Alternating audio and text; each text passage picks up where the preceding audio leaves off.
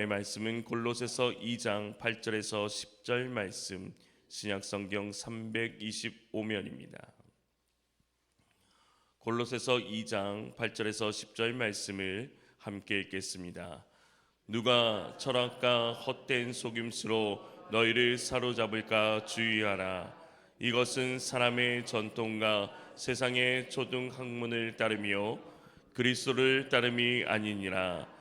그 안에는 신성의 모든 충만이 육체로 거하시고 너희도 그 안에서 충만하여졌으니 그는 모든 통치자와 건세의 머리시라.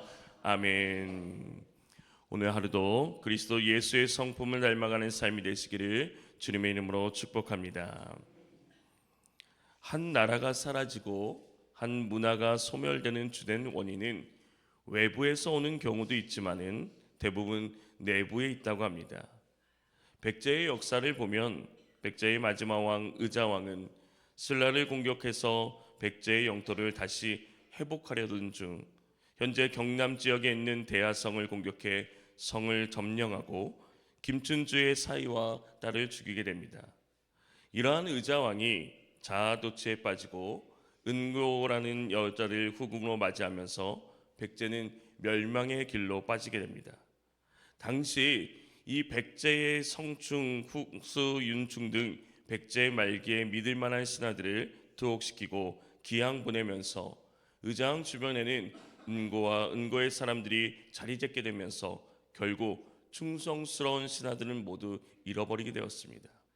즉, 이 백제 역시 내부 분열이 일어났고 이 백제에 있던 의자왕은 향락과 사치에 빠져서 점점점 기울어지며 이를 틈타 당나라의 수군과 신라의 군대가 침공하며 멸망하게 됩니다. 외적인 위협보다는 때로는 내적인 부정부패가 사라지지 않으면 분열될 때가 있습니다. 그래서 적을 이기기 위해서 내부의 결속을 단단히 해야 되는 것입니다.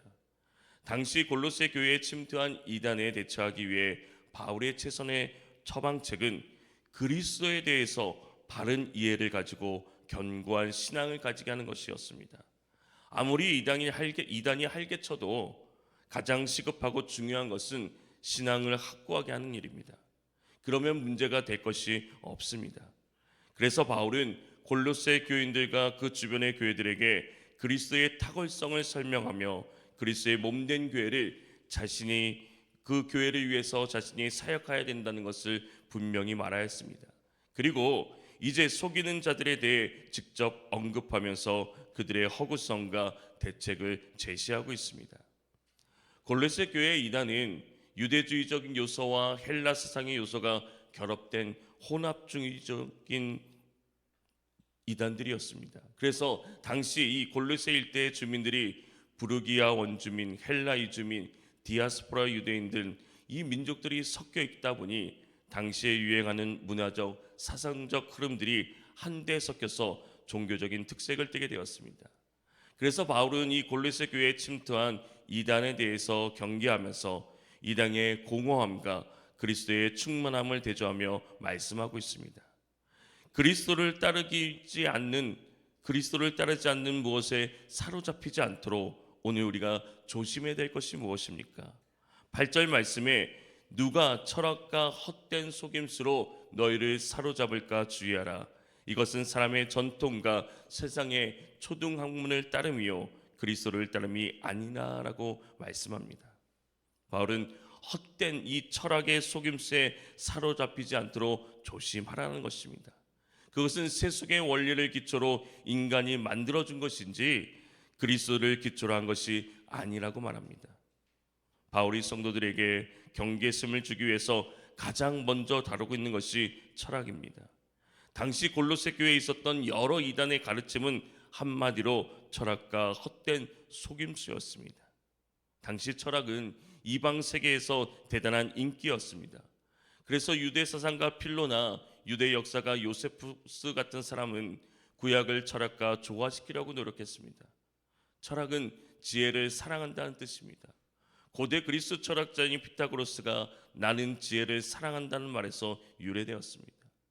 사도 바울은 아덴서 철학적 토론과 변론으로 그리스도를 전한 적이 있습니다. 그러나 그 결과는 실패에 가까웠습니다. 그 때문에 바울의 마음은 다소 위축되었고 그 이유로는 오직 십자가만을, 예수 그리스도만을 전하기로 다짐합니다. 바울은 철학적인 지혜를 가르치지 않았습니다. 그 이유는 철학은 단지 교양을 쌓게 할 뿐이고 십자가를 가리는 구름과 같았기 때문입니다. 그렇다고 그가 인간의 지혜를 무시한 것이 아닙니다. 다만 구원에 있어서 인간의 지혜가 소용이 없었기 때문에 무시했을 뿐입니다. 그래서 믿음을 흔드는 잘못된 지성주의를 비난했습니다. 당시 철학자들은 공교로운 쾌변으로 자신의 그릇된 학설을 정당화했습니다. 그리고 다른 사람과 논증하는 일 자체를 업으로 삼으면서 무의미한 변증만을 계속하는데 그것이 바로 영지주의의 이단들이었습니다. 영지주의자들은 자신들에게 다른 사람이 갖지 못한 더 깊은 영적인 지식이 있다고 말하면서 사람들을 속였습니다. 그래서 복음의 철학적인 요소를 가미함으로써 복음이 더 풍부해진다고 생각했습니다. 그러나 실상 복음을 풍부하게 하는 것이 아니라 왜곡시키고 망쳐버리고 말았습니다. 바울이 당시 철학을 비판할 수밖에 없었던 이유는 아무런 유익이 없는 사색으로 끝났기 때문입니다. 또 철학은 오로지 인간의 동기에서 출발했기 때문에, 그래서 사람의 전통을 따른다고 비난하는 것입니다. 또한 철학은 기초의 원리에 지나치게 집착했습니다. 세상의 근원에서 대해서 수없이 논쟁했지만은 그리스도가 세상을 창조하시고 붙들고 계신다는 사실을, 살아계신 그 하나님인 사실을 알지 못했습니다. 그래서 세상의 총부동 학문을 따름이라고 비난하고 있는 것입니다. 이처럼 이단들은 그리스도 안에서 뿌리를 깊이 내리지 못한 자들을 거짓된 사상으로 속여서 그리스도를 향하여 더 나아가지 못하도록 하고자 동분서주하였습니다. 그래서 그리스도를 따름이 아니라고 비판하면서 너희는 사로잡힐까 주의하라고 경계하고 있는 것입니다. 그렇다면 인간의 철학과 전통이 아닌 그리스도 예수를 따라야 하는 이유가 무엇입니까? 9절과 10절 말씀을 함께 읽겠습니다. 그 안에는 신성의 모든 충만이 육체로 거하시고 너희도 그 안에서 충만하여졌으니 그는 모든 통치자와 권세의 머리시라. 바울은 골로새 교회에 그리스도 예수 안에는, 이 그리스도 안에는 하나님의 완전한 신성이 머물고 계시고 여러분도 그 안에서 충만함을 받았다는 것입니다. 그리스도는 모든 통치자와 권세의 머리시다고 말씀하고 있습니다. 철학의 인간적인 차원을 말한 후에 복음의 신적인 차원을 말하고 있습니다. 성육씨가 하신 그리스도 예수 안에서 신성의 모든 충만한 것이 거하고 있음을 말하는 것은 당시 이단 가운데 그리스도의 완전한 인간 되심을 부인하는 자들도 있었고 더불어 완전한 하나님 되심을 부인한 자들이 있었기 때문입니다. 그래서 이러한 이단의 사상을 거부하고 그리스도의 완전한 인간인 동시에 완전한 하나님이심을 분명히 밝히고 있습니다. 예수 그리스도가 육으로는 다윗의 후손으로 완전한 인간이시고 영적으로는 하나님의 아들로서 하나님이심을 분명히 말씀하고 있는 것입니다. 제자들은 육체로 오신 그리스도를 통해서 땅의 세계를 넘어 하늘의 세계를 바라보았습니다. 지금 우리는 말씀과 성령으로 그 세계를 보고 있습니다. 그리스도 예수 안에는 하나님의 완전한 신성성 특징으로 말미암아 사람들의 모든 욕구를 충족시킬 수 있는 충만이 있는 것입니다. 그래서 우리는 그리스도 안에서 충만해져야 됩니다.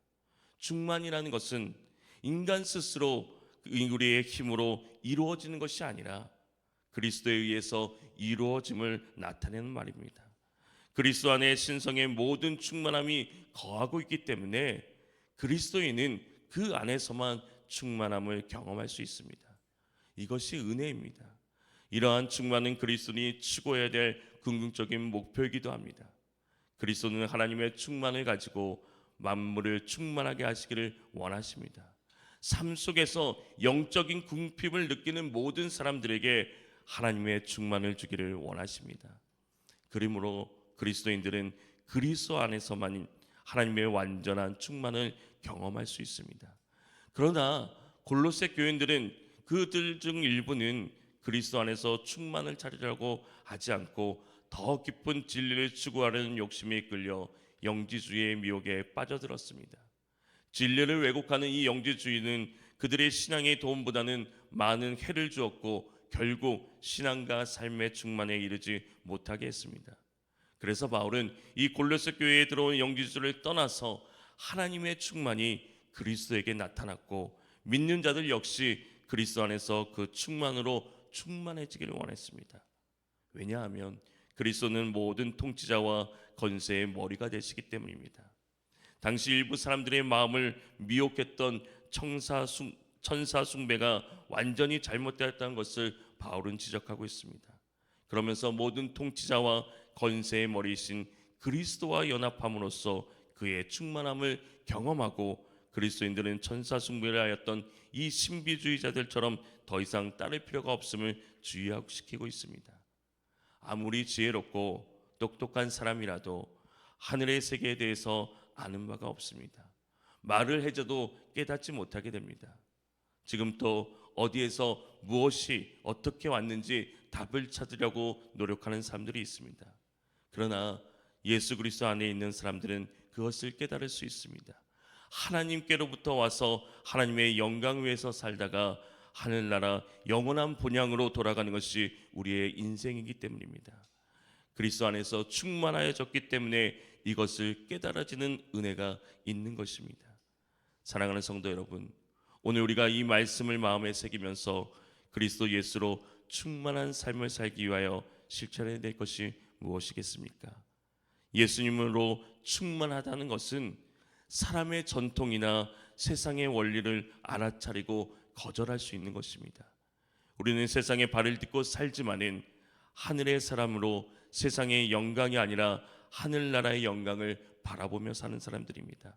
오직 예수 그리스도를 믿는 믿음으로 이 땅을 사는 동안 주와 함께 천국을 누리며 영원한 하나님 나라에 이르는 삶을 살아가는 저와 여러분이 되시기를 주님의 이름으로 축원합니다. 하나님 아버지, 그리스도 예수를 믿는 믿음으로 복음을 온전히 알고 전하며 살아갈 수 있는 우리의 삶이 되게 하여 주시옵소서.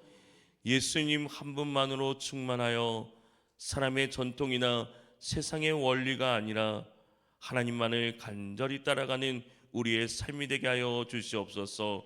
우리를 속이려 하는 이단과 거짓의 속임수에 빠지지 않도록 주의하며 경계할 수 있는 지혜를 더하여 주시옵고 주님의 성품 경각심을 닮아가게 하여 주시옵소서.